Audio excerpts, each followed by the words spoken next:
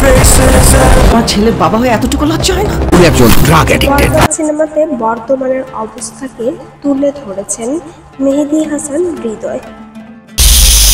Future নিয়ে ভাবেন না শাকিব খান, এমনটাই বলতে শোনা যায় বরবাদ সিনেমাতে। আমি শুধু একটা জিনিসই ভাবি, কিন্তু শুধুই আমার মৃত্যুরে না পাইলে দুনিয়া বরবাদ করে দিতে পারে। वो बहुत बड़ा सिकंदर समझता है। साफ करने आया हूँ। इतने पॉपुलर हो।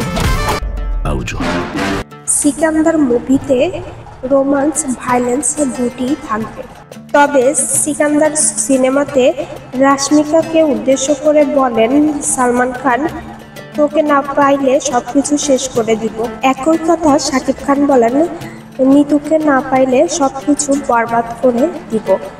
দুটি সিনেমাই দুই রকম অ্যাকশন থাকবে এবং ভায়োলেন্স থাকবে। আপনার কাছে কোন সিনেমাটি ভালো লাগবে অবশ্যই কমেন্টে জানাবেন। দুটি সিনেমাই ঈদুল ফিতরে মুক্তি পাবে। বিনোদন জগতের আপডেট পেতে আমাদের পাশেই থাকুন। ইউটিউব চ্যানেলটি সাবস্ক্রাইব করে এবং ফেসবুক পেজটি ফলো দিয়ে